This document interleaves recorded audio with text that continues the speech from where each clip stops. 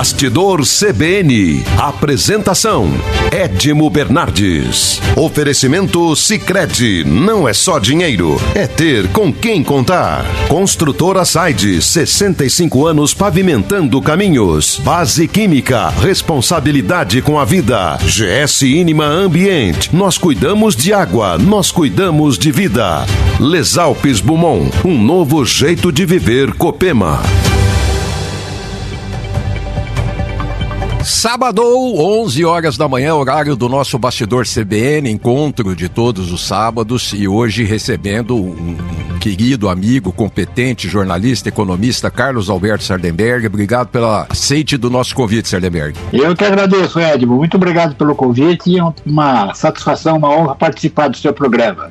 Ô Sardenberg, você sabe que eu não tenho essa afinidade que você tem com a economia, aliás, muito pelo contrário, eu mal consigo cuidar dos meus níqueis. E o Haddad fala que tá tudo bem, que, nós estamos num mar de rosas. Aí vem os economistas e dizem que nós estamos no fim do mundo. Aí vem o outro e diz que 2027 o barco não vai conseguir navegar. Aonde que eu entro? A quem que eu devo acreditar? Você deve acreditar no pessoal que está dizendo que está ruim. O ministro, ele tem que fazer o ministro Haddad, ele tem que fazer essa posição, né? E nesse caso ele até repete aqui o presidente Lula, quando o Lula diz que está tudo muito bem. Aliás, até o Lula e os petistas e tal estão até um pouco nervosos, porque eles dizem o seguinte, eles acreditam que a economia, que o país está indo muito bem. Não é verdade. Mas você veja, quando faz as pesquisas, as últimas pesquisas sobre o Lula e o governo do PT são péssimas para eles, são péssimas, entende? A maioria do país diz que o país está sendo conduzido na direção errada, a maioria desaprova o governo, a maioria diz que o Lula não deveria ser candidato, mas, por exemplo, o dado principal é que o pessoal diz que a economia está indo na direção, o país está indo na direção errada, né? Quer dizer, o que aconteceu foi que o país apresentou, depois da pandemia, o país voltou a crescer, né? Como mais ou menos todo mundo, todos os países do mundo inteiro. Né? Quer dizer, houve aquela parada da pandemia, aquela recessão, saindo da recessão, as coisas voltaram a funcionar. Já no último ano do governo passado, o Brasil cresceu acima de 3%. E depois de 2023 e 2024, nós tivemos de novo 2 crescimentos acima de 3%. Mas à custa de quê? Aí é que é a história, né? À custa de quê? Primeiro, inflação. Teve uma inflação, um excesso de demanda na economia e basicamente por conta do gasto público, né? O governo está gastando demais, botando muito dinheiro na economia, está dando crédito demais e o resultado é que aumenta o consumo sem aumentar a produção. E o resultado, ou pelo menos sem aumentar a produção na proporção necessária. O resultado disso é a inflação. Você veja que a inflação chegou perto de 6, agora está rodando em torno de 5,5%, e esse é o que as pessoas reclamam. A inflação de alimentos foi muito alta, né? A inflação de alimentos foi muito alta, e esse desconforto é o que as pessoas sentem que é a carestia, né? A carestia. Então, o governo está, de fato, na direção errada, porque ele criou esse arcabouço fiscal, que é um negócio de controlar contas públicas, mas o gasto aumenta muito, e o que acontece é que eles têm que obter cada vez mais receitas, mais impostos, como estão fazendo agora. Então, o aumento de gasto no governo Lula foi brutal. E, em consequência, eles estão fazendo um brutal aumento de impostos e de carga tributária. Então, ele disse, o Brasil cresceu 3%, mas a que custo? Ao custo de inflação e de um endividamento muito grande do governo. É por isso que o pessoal está dizendo que, quando chegar daqui a 1 ano, 2 anos, o governo para. O governo para por quê? porque o governo vai gastar muito com os chamados gastos obrigatórios, que é pessoal, previdência, benefícios sociais, basicamente esses três, que consomem quase 90% ou mais de 90% do orçamento. E esses gastos aumentam todo ano. E vai chegar uma hora que o governo vai pagar previdência, paga o salário do funcionalismo, paga os benefícios sociais e acabou o dinheiro. Não tem dinheiro nem para pagar o cafezinho do presidente. Essa é a situação. Quando o pessoal diz que o governo vai parar em 2027, é disso que se está falando, Edmo. Bom, nós estamos com o Carlos Alberto Sardenberg, nosso âncora da CBN, falando especializado em economia e destrinchando um pouco as coisas para a gente. Sardenberg, tem coisas, né, que a retórica faz parecer. Então você extrai alguns itens de tudo isso que você falou, e no caso, o governo, na retórica, por exemplo, pega o dólar. O dólar chegou a 6,20, 6,30 lá em cima, nesse próprio governo, não é nada fora daqui, não estou comparando com ninguém, nesse próprio governo. E hoje gira aí nos 5,60, 5,70, tá virando por aí. Aí nos últimos meses baixou o dólar, é verdade. Mas aí vem o ministro da Fazenda, da Economia, e diz o seguinte, já conseguimos baixar o dólar. Então o que parece para a população é que eles estão conseguindo baixar o dólar. Mas não é verdade, porque a moeda... ela teve uma alta muito forte, eu vou dizer exatamente o que está acontecendo. Ela teve uma alta muito forte quando, nos meios econômicos, no mercado, se percebeu que o governo não tinha a menor condição, nem o menor interesse de cortar gastos e de equilibrar as contas públicas via controle de gastos. Ele está querendo equilibrar as contas públicas via aumento de impostos.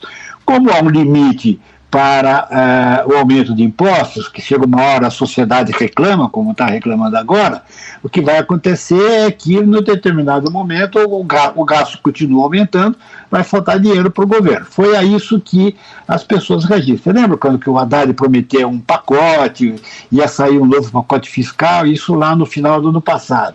E aí saiu uma mixaria de programa de aumento de impostos, quase nada de pacote de corte de gastos, quase nada de corte de gastos. E essa foi a reação. Agora, o dólar, ele depende também do que acontece nos Estados Unidos, basicamente do que acontece nos Estados Unidos. Porque quando a moeda americana se enfraquece, por razões lá deles, a moeda nossa se fortalece. Mas não é só a moeda nossa. Isso que aconteceu com o real, aconteceu com várias outras moedas de países emergentes. Teve uma alta muito forte quando teve lá a eleição nos Estados Unidos, o medo de ter quer dizer, na verdade, o pessoal de um determinado momento, o pessoal lá nos Estados Unidos, na economia, se entusiasmou com o Trump e depois, quando o Trump começou com aquele negócio de ameaçar com as tarifas, o pessoal lá nos Estados Unidos se decepcionou com o Trump. Então, num primeiro momento, o dólar fortaleceu, que o pessoal achou que ia ter muito investimento estrangeiro, investimento que ia para os Estados Unidos, muita gente que ia fazer investimento em dólar, e depois, quando começou essa confusão das tarifas, os investimentos saíram dos Estados Unidos. O pessoal verificou que não era o mar de rosas que o Trump prometia, que ia ser uma situação bem difícil. O resultado é que o dólar se enfraqueceu nos mercados internacionais, e isso valoriza o real, que foi aí para 5 e pouco. Agora, tem um fator político, Ed, que começa a aparecer, e que eu acho que é muito importante, que é o seguinte: no mercado, nos meios econômicos, a maioria das pessoas acha que o Lula vai perder a eleição. Entendeu? Que é a eleição de 2026 que o Lula vai perder. E que vai ganhar alguém da direita que vai começar a botar ordem na casa. Então, esse sentimento é que está segurando o mercado. Porque se não fosse isso, se o pessoal achasse que o Lula vai ganhar de novo em 2026, a situação aqui seria de muito mais estressada, o dólar estaria mais alto, a taxa de juros estaria mais alta, a inflação estaria mais alta. Há um sentimento nos meios econômicos, mais ou menos assim, bom, o Lula vai acabar perdendo a eleição, vai vir um governo de direita, possivelmente, sei lá, não interessa quem, mas vai vir um governo de direita que vai botar a economia em ordem, né? Que não é o Bolsonaro também, não é nem o Lula nem o Bolsonaro. Então há um entendimento de que vai surgir algum nome novo, e que esse nome novo da direita vai colocar o país mais no caminho correto. Então é essa a expectativa. O pessoal está dizendo, olha, do jeito que está, vai levando até 2026 e depois troca o governo. É mais ou menos essa sensação que você encontra no mercado, Edmo. Mas se sobrar frangalhos lá na frente também não vai ajudar a gente. Bom, eu estou falando com o Carlos Alberto Sardenberg, eu vou chamar o intervalo, daqui a pouquinho a gente está de volta, até já. Bastidor CBN. Oferecimento Sicredi, Construtora Saide, Base Química, GS Inima Ambiente e Copema. Bastidor CBN. Apresentação: Edmo Bernardes. Estamos de volta com o segundo bloco do nosso Bastidor CBN desse sábado, recebendo essa figura icônica do jornalismo brasileiro, da economia, Carlos Alberto Sardenberg. E Sardenberg, nós falamos do dólar, e quando a gente fala em inflação, a gente lembra que lá na pandemia, nós batemos lá a casa dos 12%, com os motivos de pandemia para se chegar a 12%, né? E hoje a gente beira a casa aí, como você falou, dos 5%, pouco mais, um pouco menos, por aí a coisa tá rolando. Bem, parece maquiagem, né? Não é que a inflação tá tranquila, né? Eu pego, por exemplo, o cálculo de preços é uma coisa que o governo, ou pelo menos esse governo, tem sido muito habilidoso em põe, tira, e eu tô falando põe, tira, não quero que o nosso ouvinte leve a mal e nem interprete mal o que é põe, tira, mas põe, tira dados, põe, tira informações. Para você calcular a cesta básica, você tira determinada coisa, para você calcular a inflação, você tira energia elétrica, tá um negócio, uma maquiagem, para você poder apresentar números não tão estratosféricos. Mas você falou de pagar aposentados, só o remédio em 2024 teve 14% de reajuste e o aposentado recebeu 4,74. Quer dizer, então, as coisas não batem quando você tem que repor, na verdade, aquilo que está sendo gasto, aquilo que está sendo encarecido. É que, na verdade, os índices do IBGE, os índices de inflação do IBGE, são bastante confiáveis, são tecnicamente bem feitos e confiáveis, né? O que acontece é que o índice que a gente publica num determinado mês, ele é o índice que é publicado num determinado mês, ele é o resultado de uma média. Então tem sempre preços subindo e preços caindo, né? Então você veja, vamos pegar um exemplo aqui, inflação de maio, por exemplo, né?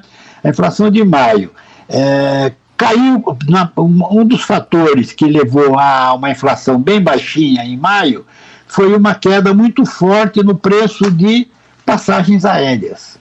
Ora, não é todo mundo que viaja de avião, né? E muita gente viaja, é verdade, mas o item passagem aérea, ele entra no índice de inflação. Então caiu o preço da passagem aérea, porque estava fora de estação, e isso teve alguma influência no índice. Quando você olha na parte de alimentos lá do índice, você vê, por exemplo, que alguns produtos tiveram uma queda, como por exemplo o ovo, que teve altas muito fortes e tal, o ovo teve uma queda. Mas aqui é que eu chamo a atenção, que é uma diferença entre, você notou bem aí, uma diferença entre a inflação e o preço. Vou dar um exemplo. O preço do ovo caiu, mas continua caro. Você quer ver como é que calcula? Vamos pegar um exemplo qualquer, você pega um produto que custe R$10. No mês seguinte, ele custou R$20, né? Então a inflação foi de 100%. Suponha que no mês seguinte, esse mesmo produto continue com o preço de R$20. Ora, quanto que foi a inflação? Foi 0, né?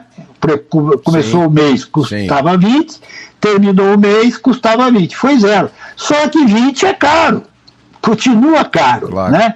Quando eu digo que a inflação caiu, eu não estou dizendo que os preços caíram, eu estou dizendo que os preços estão subindo menos, né? Então eu digo, a inflação de maio caiu em relação a junho. Mas quer dizer o quê? Que os preços em maio subiram menos do que haviam subido no mês de junho. Então, é a diferença entre...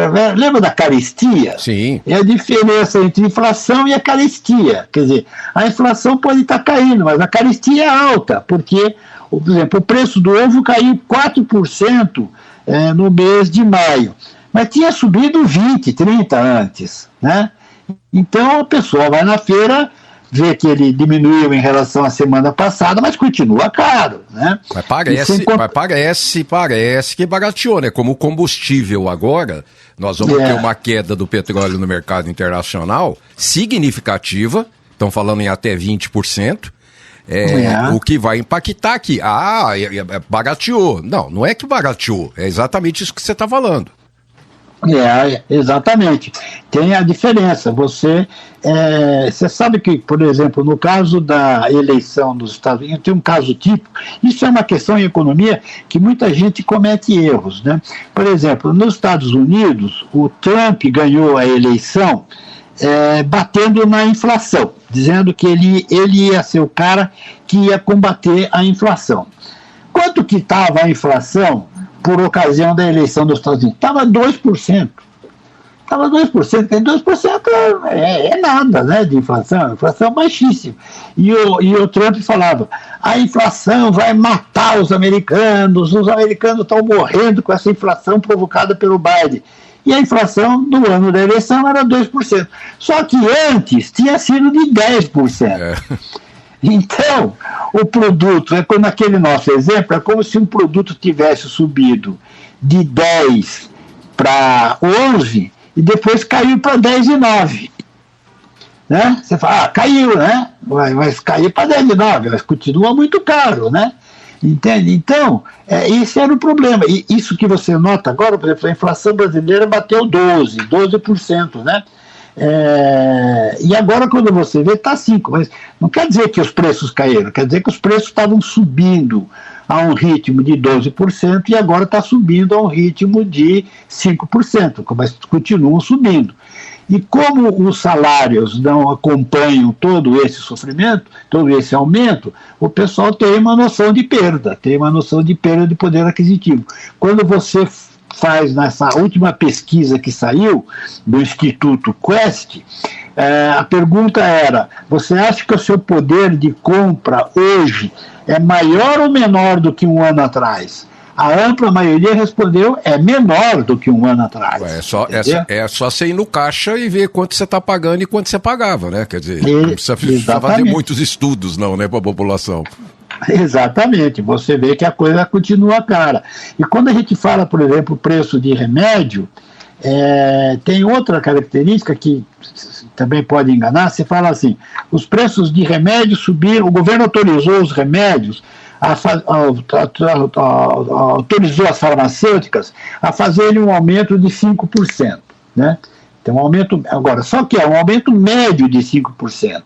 Eles podem botar um produto, 20% num produto e menos 10% no outro. Então, certos produtos essenciais acabam subindo mais. E você diz, mas na média foi só 5%. Agora, na média, morre todo mundo, né? Você lembra aquela história que o velho economista Mário Henrique Simon se falava, né? Você está com a cabeça no forno e o pé no freezer, né? A inflação é média, a temperatura sua é média, mas você morre, né? Mas você falou um negócio interessante a respeito dos salários. E eu olho, quando nós estamos olhando aí o mais baixo índice de desemprego, que a gente já viu de 6,4, se não me engano, e o pessoal está achando a coisa mais maravilhosa do mundo. Vale ressaltar e refletir que você não tendo o mercado de trabalho, vamos dizer assim, com esse índice, mais ou menos o mercado de trabalho está ocupado. Exatamente. O que acontece com os salários? Aumentam. Porque se você quer manter uma pessoa, se você quer contratar uma pessoa, você está contratando mais caro. Se você está contratando mais caro, o que está acontecendo com o preço do seu produto ou serviço? Tem que aumentar, né? Então, esse índice de desemprego também é uma maquiagem, é uma coisa muito mal interpretada, né? Ele entra na retórica também, né? Não, que o desemprego é esse mesmo. Você veja o que mede o IBGE. O IBGE diz o seguinte: ele mede a população ocupada e a população desocupada. A população ocupada é quem tem algum tipo de trabalho que rende, com rendimento. Quer dizer, pessoas que tiram rendimento de algum tipo de trabalho. Qualquer trabalho, desde o emprego público em Brasília até vender pipoca na porta do cinema. Isso aí são pessoas que estão empregadas. E, de fato, o número aumentou muito. Nós temos mais de 100 milhões de pessoas com algum tipo de trabalho, né? E o número de pessoas desocupadas também caiu. Na época da pandemia, você tinha 12, 13 milhões de pessoas desempregadas. Hoje você tem 7 milhões, 6 milhões, 7 milhões de pessoas que não conseguem nenhum tipo de trabalho. Então efetivamente caiu. Entende? Mas o problema que você tem que olhar é a qualidade do emprego. A qualidade do emprego, os salários em algumas categorias, por exemplo, da construção civil, etc., esses salários tiveram algumas altas, né? Quando você pega o salário médio da economia brasileira, ele subiu, mas não subiu para todo mundo, subiu na média. Alguns tiveram ganhos mais altos, sobretudo os salários mais altos tiveram ganhos mais altos do que os salários menores. Mas o problema é você ver a qualidade do emprego, entende? O sujeito trabalha muito, mora longe, porque quando você fala assim, olha, o desemprego caiu e o salário médio teve aumento, por que as pessoas estão chateadas? As pessoas estão desalentadas? Ora, porque moram longe do trabalho, porque o emprego é pesado, porque os preços sobem mais, entende? Então, o sentimento geral da população é que acaba sendo mais negativo. Esse é o ponto. E o governo ainda prevê 2,5% no PIB desse ano, e eu tenho a análise de 2 ou 3 economistas que dizem que não passa de 2, muito pelo contrário, abaixo de 2. O que você pensa? Olha, eu acho que não faz grande diferença, Edmo. Crescer 2 ou crescer 2,5, na verdade não faz grande diferença. O nosso problema maior não está aí. O nosso problema maior está no desastre das contas públicas. O governo está gastando muito mais do que arrecada. E quando o governo gasta muito mais do que arrecada, ele tem que avançar no nosso bolso para tomar imposto. E é isso que eles estão fazendo. Estão avançando no bolso da sociedade para tomar dinheiro para o governo gastar. E gastar com fins eleitorais. Quer dizer, o governo está dizendo que ele vai gastar, que vai ganhar para ganhar a eleição no ano que vem. Então, ele aumenta o gasto, vai precisar aumentar imposto, diminui o poder de consumo da sociedade. Então, é uma situação, esse é o problema, entende? Se vai crescer 2 ou 2,5, não tem muita diferença. O que faz diferença é o tamanho do buraco nas contas públicas, que está crescendo, que está aumentando e que vai aumentar de novo em 2026 por causa dos gastos eleitorais. É isso que vai fazer com que a economia brasileira tenha um grande problema pouco mais na frente. Eu quero agradecer Carlos Alberto Sardenberg, que gentilmente trouxe muitos esclarecimentos para a gente. Faltou muita coisa para perguntar, também não temos o dia inteiro à disposição e nem a agenda dele. E Sardenberg, espero contar com você mais vezes. Muito obrigado pela sua gentileza. Estou à sua disposição, conte comigo. Um grande abraço a todos aí. Pessoal, bom sábado para vocês. Semana que vem a gente está de volta às 11 horas da manhã com o Bastidor CBN. Até lá. Bastidor CBN. Apresentação: Edmo Bernardes. Oferecimento Sicredi. Não é só dinheiro, é ter com quem contar. Construtora Saide, 65 anos pavimentando caminhos. Base Química, responsabilidade com a vida. GS Inima Ambiente. Nós cuidamos de água, nós cuidamos de vida. Les Alpes Beaumont, um novo jeito de viver Copema.